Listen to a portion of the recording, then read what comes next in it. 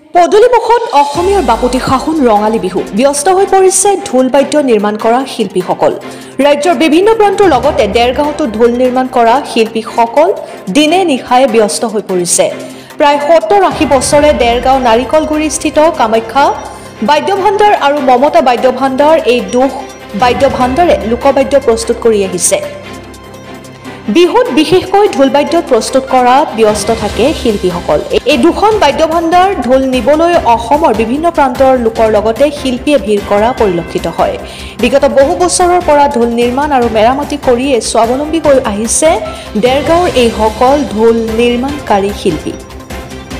দেৰগাঁৱৰ পৰা মাধুৰ্য বৰাৰ প্ৰতিবেদন, অৰুণোদয় আছাম। আমাৰ বাদ্য ভাণ্ডাৰৰ নাম মমতা বাদ্য ভাণ্ডাৰ। আমি ধৰক আমাৰ ককাৰ দিনৰ পৰা ৬০-৭০ বছৰ হৈ গ'ল। আমাৰ ককাৰ দিনৰ পৰা এইটো বাদ্যযন্ত্ৰ জড়িত হৈ আছে, প্ৰস্তুত কৰি আহিছে। ইয়াৰ লগত ধৰক আমাৰ ৩-৪জন যুৱক আছে আৰু বিহু সময়ত অনা হয়।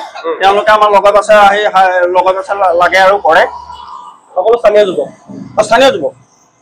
আমি ইয়াত ধৰক ঢোল, খোল, নেগেৰা, তবলা এইবিলাকে প্ৰস্তুত কৰোঁ। বিশেষকৈ বিহুৰ সময়ত ঢোলত অলপ বিহু সময়ত বিহুটো আহিলে মানে ঢোলৰ ব্যস্ততা অলপ বেছি বাঢ়ি যায়। তেতিয়া বিহুৰ সময়ত তেতিয়া ঢোলৰ কামহে চলি থাকে আমাৰ বেছি।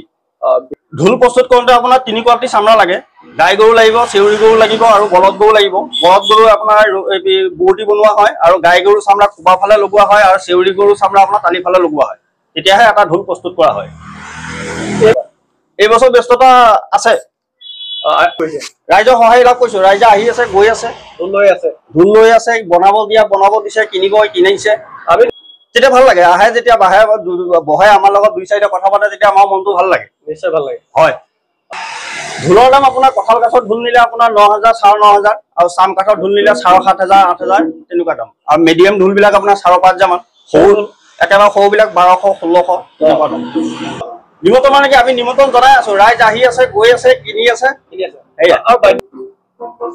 আমাৰ ঠিকনাটো আপোনাৰ দেৰগাঁও গোলাঘাটৰ ৰোড, নাৰিকলগুৰি। কামাখ্যা বাদ্য ভাণ্ডাৰ দেৰগাঁও নাৰিকলগুৰিত থাকে।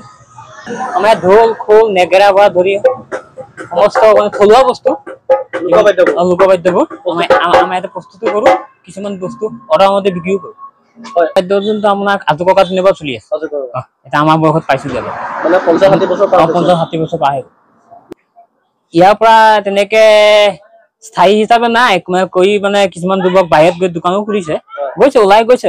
কমচে কম মিনিমাম ক'ব নোৱাৰে ৫০-৬০জন ল'ৰা ইয়াৰ পৰা ওলাই গৈছে। ব্যস্ততা বাঢ়িছে, সময়ে চাপি আহিছেতো, কাম কৰিবলগীয়া আছে। ১০টা-১১টালৈকে বাজি থাকিছে।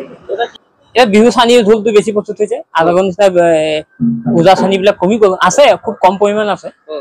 বিহু এনে মানে তেনেকুৱাকে সৰু ল'ৰা ছোৱালী শিকাব পৰা ঢোলো আছে। ঢোল এটা প্ৰস্তুত কৰিবলৈ আপোনাৰ যদি কোনোবা মানুহে খোলা এটা দিয়ে, মানে তাত বিভিন্ন প্ৰকাৰ চাল কিনিবলগীয়া হয়। চালৰ ওপৰতে প্ৰস্তুত হয়। চাল আৰু বাঁহ, গৰু চালৰ প্ৰয়োজন হয়। ম'হৰ চালৰ এনে কাঠ হিচাপে ভাল কাঠ আপোনাৰ কঁঠাল কাঠ, আম কাঠৰো হয়, চাম কাঠৰো হয়। কিন্তু বিশেষ প্ৰাধান্যটো আপুনি কঁঠাল কাঠে পাইছে। এইবাৰ আকৌ অকণমান ভিৰটো আছে, খুব কম পৰিমাণে আছে। আগতকৈ কম হৈছে। বস্তুৰ দামো অকণমান ওপৰলৈ বাঢ়িছেতো, বাঢ়িছে অলপ বাঢ়িছে। হাজিৰাবিলাক বাঢ়ি গৈছে যে, এই বনোৱা মানুহখিনি পইচাটো বেছিকে দিবলৈ কৈছেতো, যিখিনি মানুহে বনায় সেইকাৰণে দামটো অকণমান বঢ়াইছে, অলপ বাঢ়িছে, বেছি বঢ়া আছে। বেপাৰী আছে, লোকেল বেপাৰীবিলাক আছে। কিছুমান মানুহে ধৰক পায়, গোটাই মেলি দিয়ে।